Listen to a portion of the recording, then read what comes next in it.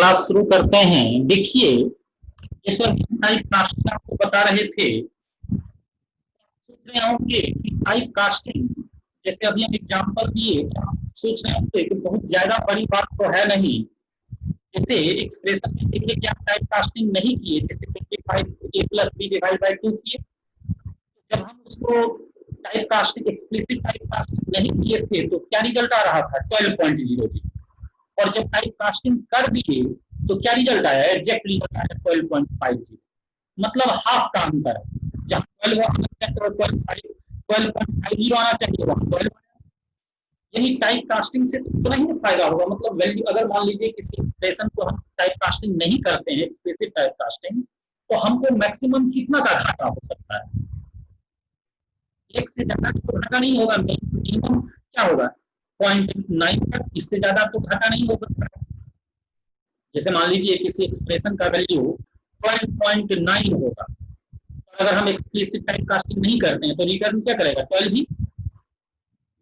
मतलब 0.9 से ज्यादा तो घाटा आपको नहीं लगेगा। आप यही सोच रहे होंगे।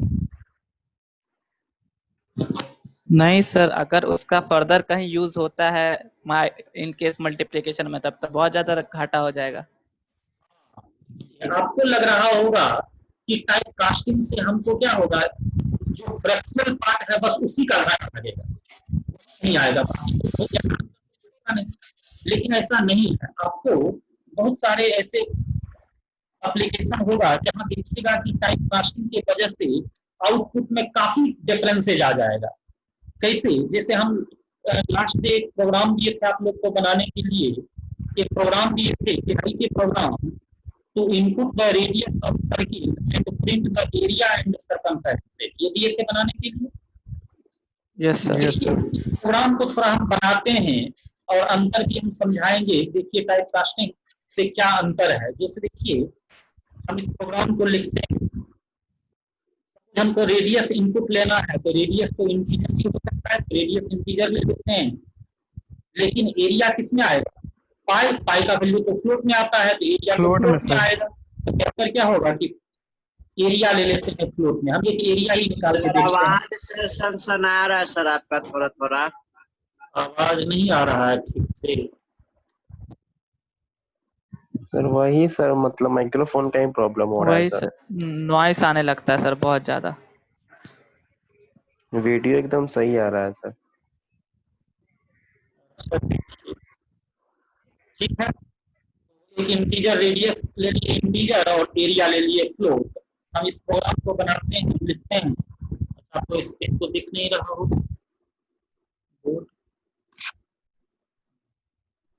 देखिए, हम यूजर से रेडियस इनपुट ले लेते हैं, मैसेज दे दिए इंटर रेडियस। अब यूजर जो भी रेडियस दिया उसको सीन कर लेते हैं किसमें? आर में। और अब एरिया निकालते हैं। एरिया इक्वल टू, फॉर्मूला क्या होता है? पाई आर स्क्वायर। तो पाई का वैल्यू कितना होता है?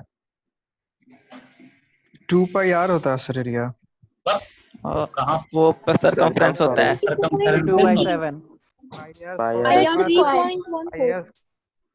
क्या बोले? 22/7 या 3.14? मतलब 22/7 लिख सकते हैं या 3.14 लिख सकते हैं, यही ना? चलिए, पाई आर स्क्वायर तो लिखते हैं 3.14 इंटू आर स्क्वायर को आर इंटू आर कर, और जो भी वैल्यू आएगा एरिया उसको प्रिंट कर देते हैं सी आउट। बस प्रोग्राम बन गया, एरिया निकल जाएगा। अब मान लीजिए इस प्रोग्राम को हम रन करते हैं, और रन करने वक्त इंटर रेडियस, सपोज रेडियस हम इनपुट करते हैं, सपोज 9 इनपुट करते हैं, तो बताइए तो एरिया कितना आएगा? अगर रेडियस 9 है तो इस एग्जाम्पल के हिसाब से एरिया कितना आएगा? कैलकुलेट करके देखिए तो 9 इन क्या होगा? 3.14 इंटू 9 इंटू 9, यानी इक्वल टू कितना आया? यानी आउटपुट क्या आएगा? 254.34। यही आंसर आएगा, यही आंसर आएगा। कोई दिक्कत नहीं को समझने में। अगर हम रेडियस 9 इनपुट करते हैं तो उसका एरिया कितना आएगा? 254.34। कोई दिक्कत नहीं। अब देखिए, अभी आप बता रहे थे कि पाई का वैल्यू क्या होता है 3.14 या 22/7। 0.14। तो अभी देखिए हम 3.14 लिखे थे, अगर हम चाहें तो इसके जगह 22/7 भी लिख सकते हैं, हम 22/7 भी लिख सकते हैं, एक ही बात हुई।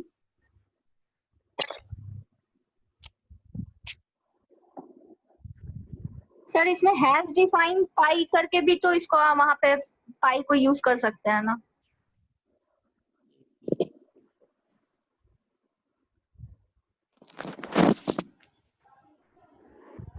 अरे वो तो कर ही सकते हैं, हम जो समझाना चाह रहे हैं वो समझिए, हैश डिफाइन तो कर सकते हैं, उसके लिए इससे कोई मतलब नहीं है। हम ये बता रहे हैं कि 3.14 जहां लिख रहे थे वहां हम 22/7 भी लिख सकते हैं, कोई दिक्कत नहीं। लेकिन अब इस प्रोग्राम को आप रन कीजिएगा, यानी 3.14 हटा के हम 22/7 कर दिए। अब जब आप इस प्रोग्राम को रन करेंगे तो इसका आउटपुट क्या आएगा? इंटीजर में आएगा। क्या आएगा आउटपुट? इंटीजर मतलब ये जो फ्लोट पॉइंट है, फ्लोटिंग वैल्यू नहीं आएगा, यही ना? Yes sir. यानी क्या आएगा 254.00, यही ना? यस। क्योंकि ए तो फ्लोट है तो 254.00 ये आंसर आएगा, लेकिन नहीं, 243.00 आएगा सर। क्या आएगा? 243.00। अब ये आंसर आ जाएगा 243.00। अंतर समझ में आया? आप तो बोल रहे थे कि एक का ही डिफरेंस होगा, लेकिन देखिए यहाँ कितने का, 10 से ज्यादा का डिफरेंस हो गया। Yes sir. क्यों ऐसा हुआ? देखिए एक्चुअल में जब आप यहाँ 3.14 लिख रहे थे तब ये 3.14 क्या था? फ्लोट था, और बाकी आर था इंटीजर, तो सब इंटीजर था। ऑटोमेटिक टाइप कास्टिंग हुआ और सारा एक्सप्रेशन किसमें बदल गया? फ्लोट में, और इसलिए आपको आंसर ये एग्जैक्ट दिया। लेकिन जैसे ही 22/7 करते हैं तो अब तो ये सारा इंटीजर हो गया, और जब सारा इंटीजर हो गया तो इम्प्लिसिट टाइप कास्टिंग तो होगा नहीं। तो जब इम्प्लिसिट टाइप कास्टिंग नहीं होगा तो देखिए तो किसे रन करेगा ये 22/7, तो 22 को 7 से डिवाइड करेंगे, कितना आएगा? 3 इंटू आर का वैल्यू कितना है? 9 इंटू आर का वैल्यू कितना है? 9, यानी इक्वल टू ये क्या प्रिंट कर देगा? 243.00, जो क्या है? जो क्या है? बिल्कुल गलत आंसर है। इतना का अंतर है, इतना का डिफरेंस है। तो आप देखें कि अगर टाइप कास्टिंग नहीं करेंगे तो कितना प्रॉब्लम हो सकता है। अभी देखिए इसी का सही रिजल्ट लाने के लिए हम क्या करेंगे, इस एक्सप्रेशन से पहले फ्लोट लगा देंगे। अगर हम इस एक्सप्रेशन से पहले ऐसे करके फ्लोट लगा देते हैं, अब कोई प्रॉब्लम नहीं, अब फिर से वही आउटपुट आएगा जो करेक्ट आंसर है 254.34। यानी अब क्या होगा, तो अब पहले ये सारा एक्सप्रेशन फ्लोट में बदल जाएगा, और जैसे ही फ्लोट में बदलेगा तो 22/7 अब क्या आएगा? 3.14। तो 3.14 इंटू आर यानी आंसर अब ये आएगा। क्लियर हुआ सबको? फायदा समझ में आया? टाइप कास्टिंग नहीं करने से क्या प्रॉब्लम होगा? Yes sir. समझ गए? सर इस एक्सप्रेशन में एक चीज पूछना था सर। पूछिए। अगर जैसे यहाँ पे 22/7 नहीं लिख के यहाँ पे 3.14 ही लिखा रहता है, हाँ, और वहाँ पे हम एक्सप्लिसिट कर देते हैं, आखिर में लिखा रहेगा फ्लोट बिना, बना देते हैं, हाँ, तब कोई कुछ नहीं होगा उसका, तब कोई एरर नहीं, कोई एरर जनरेट नहीं, नहीं ना करेगा? कोई एरर नहीं, कोई एरर नहीं, लेकिन कोई फायदा भी नहीं उससे। अरे जो खुद फ्लोट है उसको फ्लोट में तुम क्या बदल रहा है? ठीक है, कोई एरर नहीं आएगा, लेकिन कोई फायदा भी नहीं। कोई दिक्कत किन्हीं को? आगे बढ़ें? चलिए, तो टाइप कास्टिंग खत्म हो गया। सब लोग हेडिंग डालिए, नेक्स्ट मेन हेडिंग डालिए। मेन हेडिंग डालिए control statement. Control statement, control statement. ये लिखिए the statement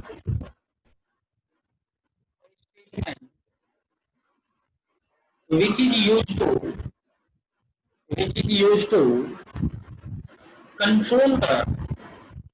used to control the flow of control which is used to control the flow of control in the program, flow of control in the program is called the control statement. Is called control statement.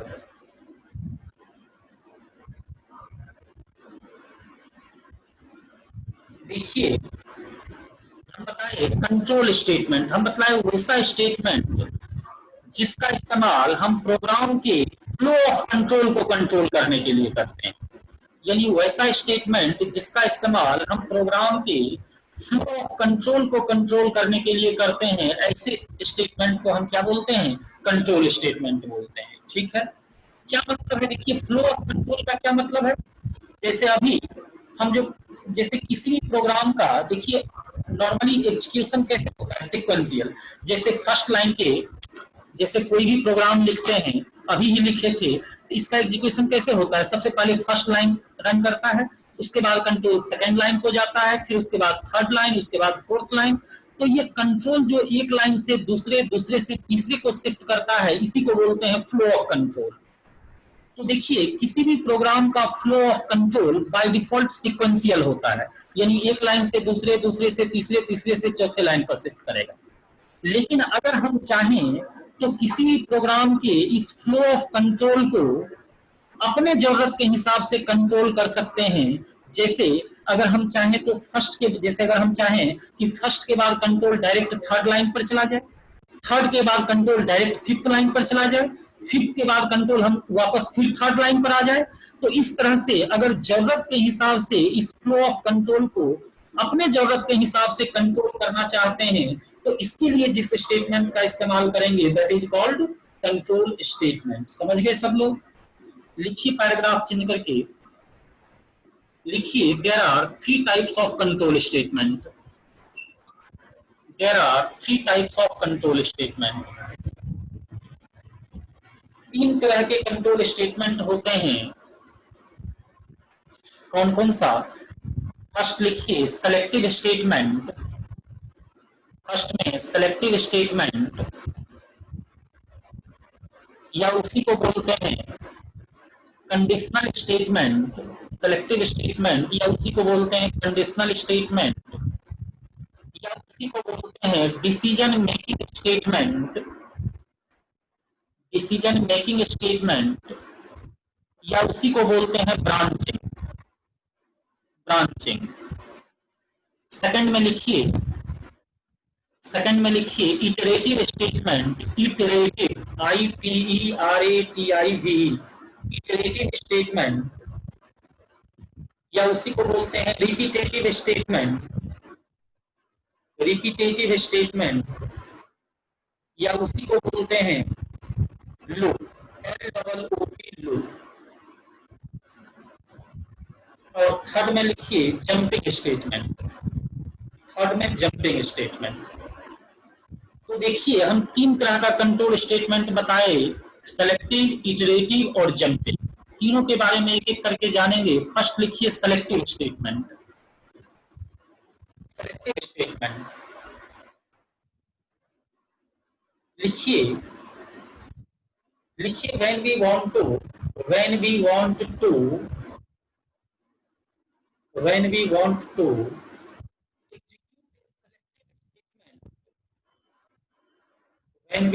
to execute a selected statement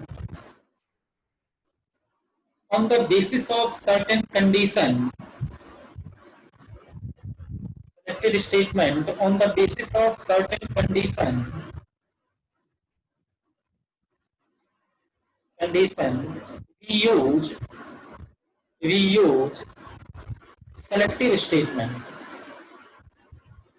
We use selective statement.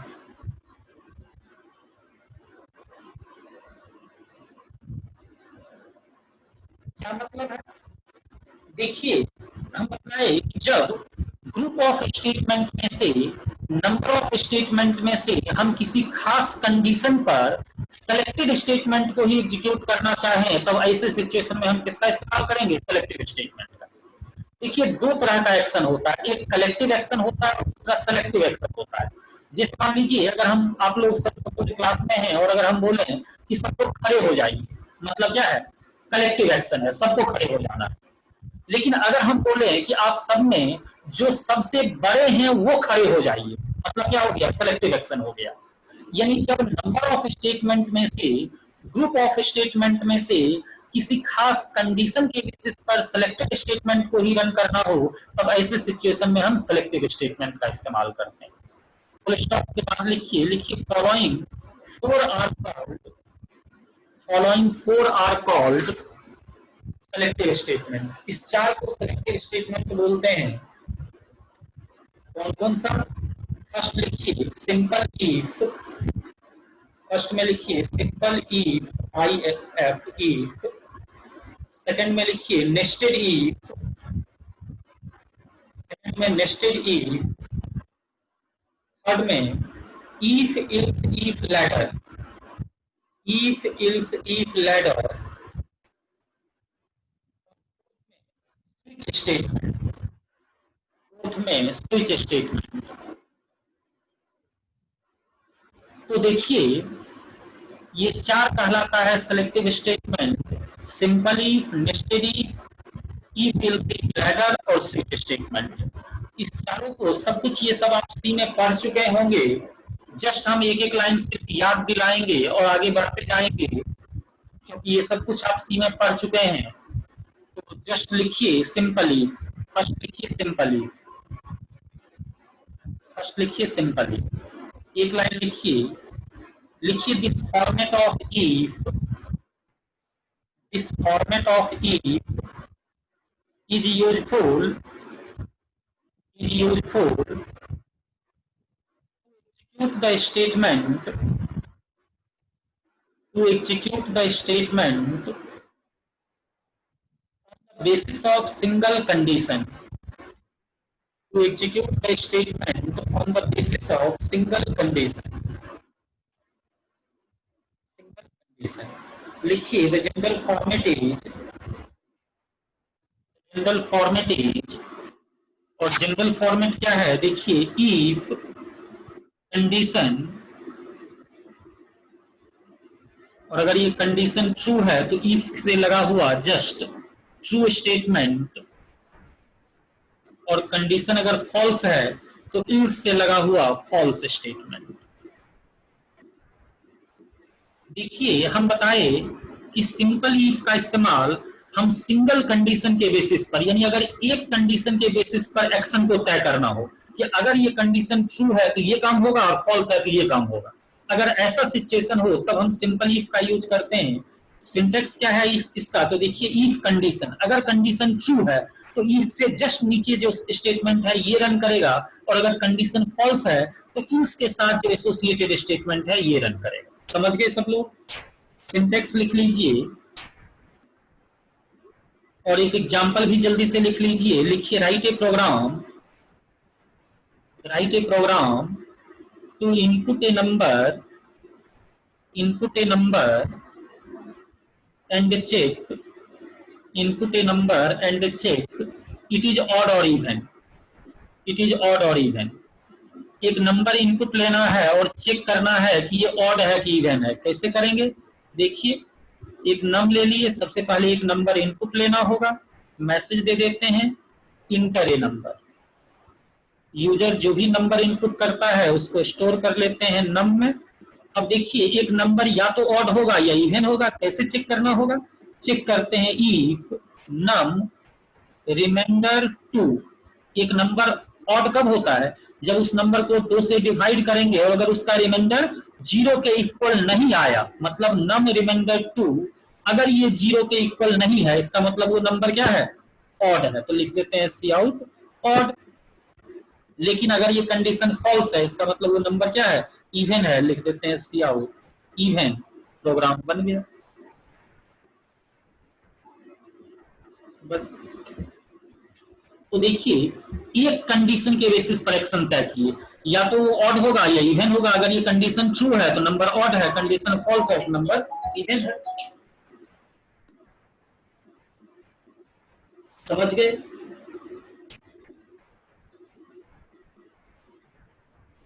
तो एक दो programme लिख लीजिए जिसको घर से बना के लाइएगा, बना लीजिएगा। लिखिए तो सब लोग लिखिए, write a program, write a program to input product rate, write a program to input product rate and check if it is greater than equal to 2000, if it is greater than equal to, क्या हुआ? थोड़ा sir question repeat कर दीजिए sir, आवाज cut cut के आ रही थी sir, question थोड़ा सा फिर से अच्छा रिपीट कर ठीक है, दीजिए। फिर से रिपीट करते हैं। लिखिए write a program to input the product rate, input the product rate and check if it is greater than equal to, it is greater than equal to 2000, comma give 20% discount, give 20% discount, otherwise give 10% discount, 10% discount, full stop। लिखिए print the discount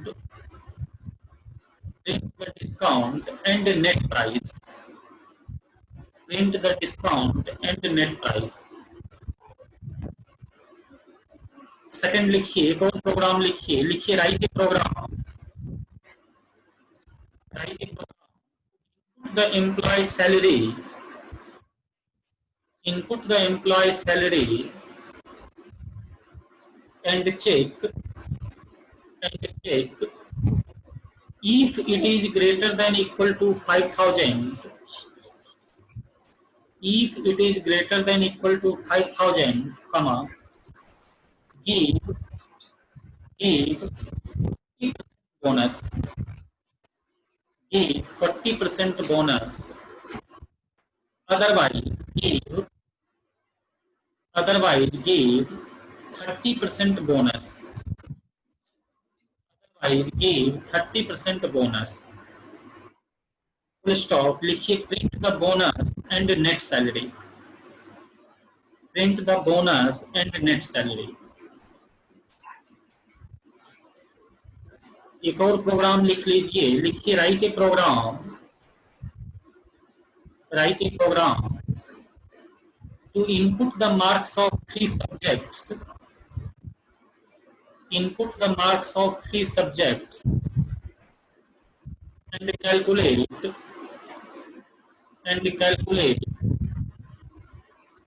total obtained marks,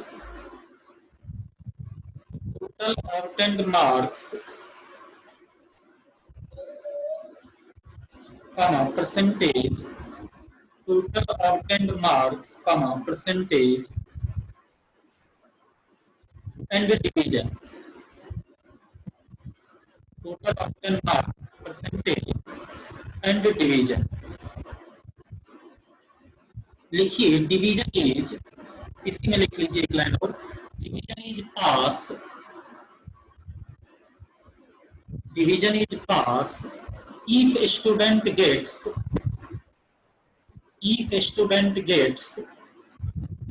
40% marks,